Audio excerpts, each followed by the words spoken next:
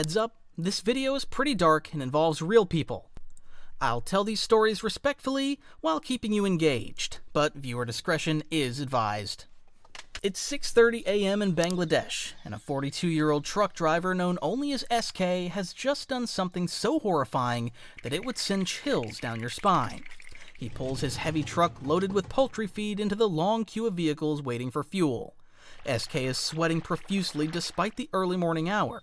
His hands are shaking, like a man who's committed the unthinkable. He parks his truck in line with all the others, but instead of waiting calmly like every other driver, SK jumps out and rushes toward the toilet facilities near the station. But, as he walks away from his vehicle, a small crowd of truckers and fuel station workers starting to gather around his truck. "What the hell is that smell?" one worker mutters, walking closer to SK's truck. The stench is getting stronger by the minute, the odor of rotting flesh that makes your stomach turn inside out. They look around his truck, but they can't find any obvious source for his overwhelming death smell. When SK returns from the toilet and sees the crowd gathered around his truck, his face goes ghost white. But instead of explaining the smell or helping them investigate, he tries to push through the crowd toward his driver's seat. This made the other truckers even more suspicious. Why is this guy so desperate to leave without even fueling up? "Hey, where are you going?" someone shouts as SK tries to start his engine, but another truck quickly blocks his exit, trapping him in the fuel station. Now, SK is stuck there, panicking, as more and more people notice this horrific smell emanating from somewhere around his vehicle. That's when one of the fuel station mechanics notices something. The spare tire mounted underneath SK's truck is leaking a pinkish viscous fluid that's dripping steadily onto the concrete. But it's not just leaking, steam is actually rising from the tire like it's some kind of pressure cooker. Therefore, the mechanic immediately calls the police while other workers force SK to stay put. When the authorities arrive and mechanics pry open that spare tire, crammed inside is a half-composed, lifeless body, curled up in a fetal position, literally melting from the heat of the truck's engine. The poor victim had been slow cooking in there, which explains the leaking fluids and rising steam. But who is this, and how did he get inside? Under intense questioning, SK finally breaks down and confesses the horrifying truth. The night before, around midnight, he'd gotten into a heated argument with a man who'd been threatening him over unpaid debts. But when the confrontation escalated and the man wouldn't back down, SK grabbed a tire iron and struck him fatally in a moment of blind panic. So he was left standing over a dead body with no plan and no idea how to dispose of the evidence. In his desperation, SK somehow dragged the corpse to a nearby garage where he stuffed it into his spare tire casing, thinking he could just drive away and throw it somewhere far. It's a typical evening in April 2019 in Phoenix, Arizona, and 17-year-old Marcus is having the kind of explosive family argument that makes teenagers want to disappear forever. His parents are screaming at him about his grades, his attitude, his future, all the usual parent stuff that feels like the end of the world when you're 17. But instead of just slamming his bedroom door like most rebellious teens, Marcus storms out of the house, telling his parents he's never coming back. He walks through his neighborhood for hours, his mind racing with anger and desperation. Where can he go? He has no money, no car, and no relatives who would take him in. But as he passes near Sky Harbor Airport, he notices the chain-link fence surrounding the facility. So a crazy, impossible idea starts forming in his teenage brain. What if he could somehow get on a plane? What if he could just leave? But he had no money. Marcus waits until the early morning hours when he finally spots a section where the lighting is dim and the security cameras have a blind spot. At around 3 a.m., Marcus makes his move. He climbs over the fence, his heart pounding as he drops down onto the airport tarmac. But now he's faced with dozens of massive aircraft, and he has no idea which one might be his ticket out of this life he wants to escape. He finds a Boeing plane that appears to be prepping for an early morning flight. The ground crew is busy loading luggage and performing final checks. Marcus sees his opportunity and makes the most fatally stupid decision of his short life.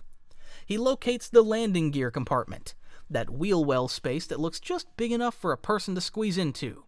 But what Marcus doesn't understand is that this cramped space becomes a death trap once the plane takes off. Therefore, he climbs inside, thinking he's found the perfect hiding spot for his escape to wherever this plane is headed. The plane taxis to the runway, and Marcus feels the engines roar to life beneath him. For a brief moment, he probably feels victorious. He's actually done it. He's escaping. But as the aircraft climbs rapidly to cruising altitude, the temperature in the wheel well plummets to 60 degrees Fahrenheit while the air pressure drops insanely lower. In this condition, Marcus starts feeling dizzy. Within moments, as his body desperately tries to cope with conditions that no human can survive, his body literally begins to freeze in his veins, while his lungs struggle to extract oxygen from air so thin it might as well not exist. For the next 5 hours, as the plane cruises at 38,000 feet in the sky, Marcus's body slowly shuts down in the most brutal way imaginable. When the plane finally descends and the landing gear deploys for touchdown, Marcus's frozen corpse falls from the wheel well onto the runway below. Ground crew members who discover his body are traumatized by what they see. A teenage boy turned into a human popsicle, his face frozen in an expression of terror and regret. It's a perfect Saturday morning in February 2019, and 34-year-old David Martinez is enjoying his usual weekend jog along Jericho Beach in Vancouver, British Columbia. Suddenly, a big wave rolls in and throws something solid against the back of his head. He spins around, expecting to see a piece of driftwood that got tossed up by the wave. Instead, David finds himself staring at a human foot. A real, actual human foot, still wearing a white Nike running shoe, sitting in the sand right behind him like some kind of macabre gift from the ocean. But before he can even process what he's seeing, his eyes start scanning the beach around him. And David realizes he's not looking at just one foot. There are feet everywhere. Scattered along a 100-yard stretch of beach are more than 20 human feet, all still wearing various types of athletic shoes and boots. Some are clearly fresh, others are more decomposed, but they're all unmistakably human feet that have somehow washed ashore like the world's most disturbing seashell collection. David starts hyperventilating as he backs away from this nightmare scene, pulling out his phone with shaking hands to call 911. But even as he's talking to the emergency dispatcher, more feet keep washing up with each wave. When police and forensic experts arrive, they're just as baffled as David, so they begin the grim task of cataloging and collecting all these feet, trying to figure out how human feet ended up scattered along one stretch of beach. The investigation reveals that most of the feet are right feet, not left ones, which makes the whole situation even more bizarre. But here's what makes this discovery so disturbing. These feet aren't the result of some recent disaster or accident. Forensic analysis shows they've been washing ashore gradually over more than a decade, appearing on beaches throughout British Columbia and Washington state. Therefore, investigators realize they're dealing with a phenomenon that's been happening for years without anyone putting the pieces together. The explanation, when it finally comes, is both scientifically fascinating and deeply unsettling. Experts determined that these feet belong to people who died by accident or something else, particularly those who jumped from bridges. When bodies decompose in salt water, the ankle joint becomes one of the weakest connection points. But modern athletic shoes are buoyant enough to make detached feet float to the surface and drift with ocean currents. So, David's peaceful morning jog turned into the discovery of a decade-long mystery. It's a frigid January evening in 2020, and the Thompson family is finally returning to their cozy suburban home in Denver, Colorado, after a wonderful week-long ski vacation in Aspen. Mark Thompson pulls into the driveway. The house feels ice cold after being empty for a week, but the family is excited to get back to their normal routine and warm up by their favorite fireplace. Sarah immediately starts unpacking while Mark heads to the living room to get a fire going. It's exactly what they need after that long, cold drive home. He stacks some seasoned oak logs in the fireplace, lights some kindling, and within minutes they have a beautiful crackling fire that fills the room with warmth and that cozy smell of burning wood. So the whole family gathers around, sharing stories from their vacation, while the flames dance hypnotically in front of them. But after about 2 hours of this perfect family evening, their neighbors started noticing something very wrong.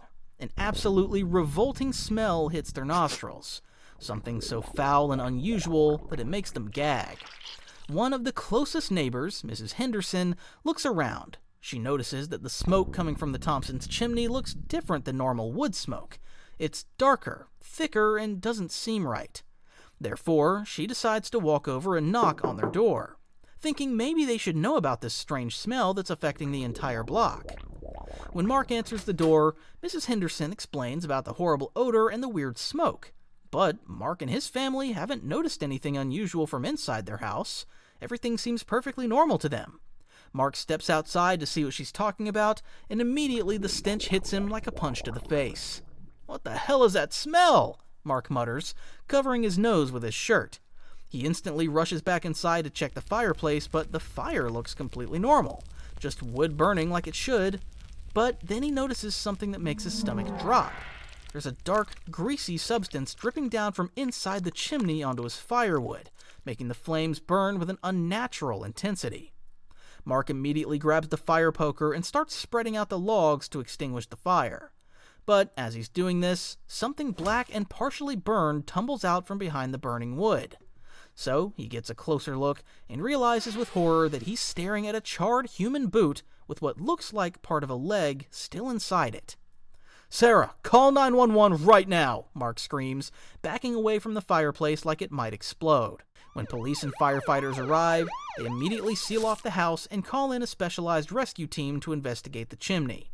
They discover the badly decomposed remains of what appears to be a middle-aged man, though identification is nearly impossible due to the extensive fire damage. The victim's face is completely gone. His skull partially collapsed, and roughly 60% of his body has been reduced to the greasy residue that had been dripping onto the Thompson firewood. But after checking missing persons reports and dental records, police finally identified the victim as a 45-year-old man. The evidence suggests that he attempted to break into the Thompson house through the chimney while the family was on vacation, thinking it would be an easy score. But the chimney was narrower than expected, and he became wedged tight halfway down, unable to move in either direction. So he spent days trapped in that freezing space, screaming for help that nobody could hear. And slowly, life faded away from dehydration and complete darkness. When the Thompsons returned and lit their cozy fire, they unknowingly turned their fireplace into Eddie's crematorium.